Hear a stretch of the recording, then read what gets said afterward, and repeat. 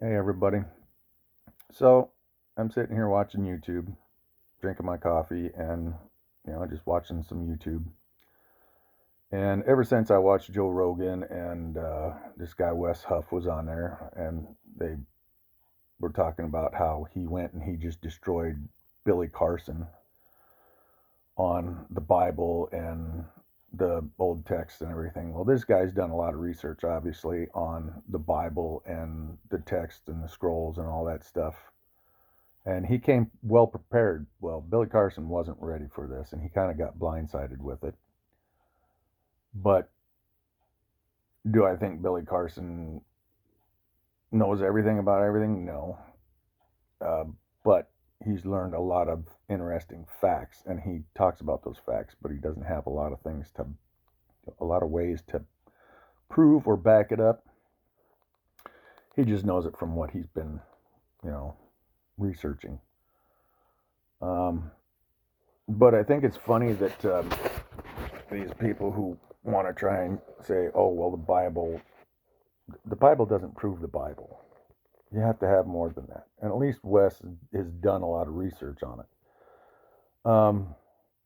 But now I'm seeing a lot of these religious Bible. This proves the Bible, and all these guys talk about how they can prove that the Bible is real, and they try explaining things that the atheists talk about why the Bible isn't real. And one of the things is like the dinosaurs and the flood. They'll they like to cherry pick things, but they don't want to show you the evidence of what proves them wrong, or at least it's hard to prove anything nowadays from when you're talking about history from hundreds of thousands of years ago. And this is the thing: is the Bible goes back how far? Maybe 6,000 years. A lot of the text, the tablets, and all that. I mean, it ain't very long. We have not been using paper or papyrus or any of the newer writing with ink. The ancients, even 10,000 years ago, there wasn't a lot of writing going on. They unburied in the 1800s, they dug up a bunch of clay tablets, and there was hundreds of thousands of these tablets. Now, these tablets prove that some of the Bible stories have some truth in them. And again, people want to cherry pick things. Oh, well, see, we found Sodom and Gomorrah on a tablet, and that proves Sodom and Gomorrah existed because there's records of grains and goods and spices and everything being sent there. And they kept records on these clay tablets of where everything went. Um, Business deals, contracts. This stuff was going on a long time ago. It wasn't something that just got invented by modern human beings. It's been going on for a while. Anyway, yeah, I see people talking about dinosaurs, and I see them talking about the flood. And one of the things that's interesting is they keep cherry picking things to try and prove that their Bible is 100% correct and flawless. I'm sorry, it's not. It's not even close. If you dig deep enough, you'll find that the Sumerian texts talk about a lot of things that are in the Bible, especially Genesis. Genesis was one of the most interesting stories that I've ever read in the Bible, because I was like, okay, this guy just came out of God, come out of nowhere. He said Adam's going to happen, and then Eve's going to happen, and then there's this other crazy story about Lilith, which I've never found in the Sumerian texts anywhere. And even Eve didn't exist, not in the way that there was a story in the clay tablets that did talk about taking the rib out of Adam and creating Eve. But again, there's so many stories. There's a Sumerian text, there's the Assyrian version, there's the Babylonian version, there's the Akkadian version, there's the old Greek versions. There was everybody was telling all these stories. But as you tell stories, you know what happens. When you tell one person a story and they go and tell the next person a story, and it's always a different story. It's never exactly how you explained it. It's their interpretation of what you told them. And then they put it in their words. And then the next person interprets it the way they explained it. And it just it's a completely different story by the time it gets around to the last person. Well, you think about it, these were oral traditions for hundreds of thousands of years. Hundreds of thousands. We weren't, human beings weren't around 10,000 years ago. We've been around for a long time. Okay? So, anyway, let's get to the original Noah's flood story. So, in the original story, these gods, the Anunnaki, faux gods, they were posing as gods. And a lot of times they weren't even called gods. They were called Lord, which I think is funny because everybody talks about Jesus as Lord. That makes more sense. Jesus was not God. God created Jesus in an interesting story. But God did this a lot. Jesus was not the only son. He was not the only one. And here's the original story of Noah from what I've found. So these false gods created humans because these Anunnaki needed gold for their planet to save it.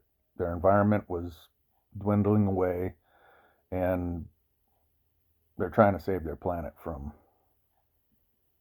going cold. So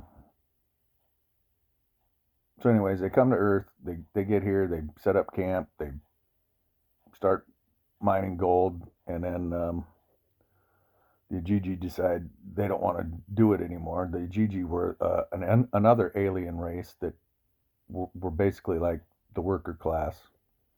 They said, we're tired of working, and they came after Enlil. Enlil was the one in charge. He was the legitimate heir to the throne of their planet. Their father was on the throne at that time. Enki was the oldest son, but he was from a concubine, and he was a half-brother of Enlil. So Enki decides he's going to save him, and he'll come up with something. So him and his half-sister and another scientific guy who was one of the most unbelievable of them. He was the one who constructed the pyramids, and he was basically the master engineer. So these guys create human beings. It was a long process. The story is long, and it sounds legit the way they did experiments, and they finally got what they wanted. They got the humans that they were perfect. They had the hands. They were perfect workers. They could think. They could take instructions. Great. Anyways, they get to the point where they feel like they're comfortable with all the gold that they have taken from the earth, and Enlil's like, you know what? I don't like these human beings anymore. We don't need them. Let's get rid of them. So he starts creating the 7 plagues, and he's trying to wipe out all these people. Don't need them no more, right? So Enki's like, I made these people. He loved the people, and so did his half sister. You know, they were their creation. It was like having children. So Enki was going behind his back and trying to save him. So after that, Enlil gets pissed off. He's like, you know what? I'm going to create he gets them all together. He says, I'm going to create a flood, and I want all of you to promise, you know, an oath that you're not going to interfere. This is going to happen. I'm going to wipe this planet completely clean. I'm pissed off. So Enki kind of grumbles, and he doesn't agree, but he's like, okay, you know, whatever. But this is on you. This is your plan. You get full credit for this horrible idea. Goes and has a dream, and it tells him to tell Iziazudra. Somebody comes to him in a dream and tells him to tell Iziazudra, you know, all this stuff and the dimensions of this boat, you know, all that stuff. I'm trying to do this quickly because I'm trying to do this in 15 minutes. So he tells the Reed Hut instead of Iziazudra, who, aka Noah, that this flood is coming and you need to build this boat, you need to do this, you need to do that. Basically the same thing as what's in the Bible. However, he was told to build the boat. That was it. He was not told to gather all these animals. Didn't have to. He just said, build this boat and get prepared. And this is how you build it. And he left a jade tablet that explained everything. So Ziazudra breaks down his hut and starts building this boat. And he incorporates all the people, and he tells these people a story about how he needs to build this boat. He needs to hurry up because Lord Enlil is upset, and he needs to go to the land of Enki to, you know, visit with him, whatever. Some story like that. So the townspeople help out. They build this boat, and it's round, like a donut. And it's made out of some wood, certain type of wood. The frame is made out of a certain type of wood. And then the rest of it is just reeds covered with bitumen inside and out to make it completely 100% sealed. And that was one of the things. He had to have it completely sealed. Water cannot get in, sunlight cannot get in, nothing. It has to be completely enclosed because this great flood is coming. And by flood, it was tsunami. Tsunami originated in Antarctica. They talked about the lands in the south, the white lands in the south. Makes perfect sense. The best place to start a worldwide tsunami would be Antarctica. Makes complete sense. So, anyways, they get it ready. This flood's coming, and it's the day where it's going to hit. So one of the Anunnaki gods went and he helped Noah, and he brought a box, and the box was full of the essences of all the animals on the planet, all the creatures, and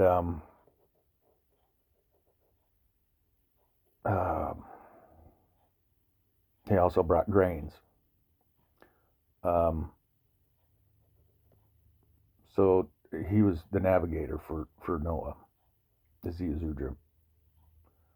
So all this happens, and the flood comes, and you know, the same story where they release the birds, wait and try and find the dove. The only similar part was the bird that came back with the branch, and it was a dove. So they get landed, and Noah, they brought a few animals with them that were actually alive so that they could survive while the waters were receding. So he builds his altar, and he starts cooking some meat, and the gods are running around. They're seeing all the damage that happened on Earth, and they run over and they found him, and Enlil was mad. He started choking out his brother because he was so pissed off that this happened. He wanted these people wiped out. And Enki says, but this is my son. And Enlil relents, and then he's like, oh. And then he takes Noah and his wife, and he says, you know, be fruitful and multiply, replenish the earth, because they found out that their planet still needed more gold, and they were like, oh shit, you know, here we go again, you know, now we need humans again. And Enlil made a mistake, and he said he would never flood the earth again.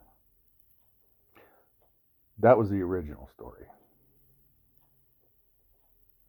I'll do another video, explain it some more.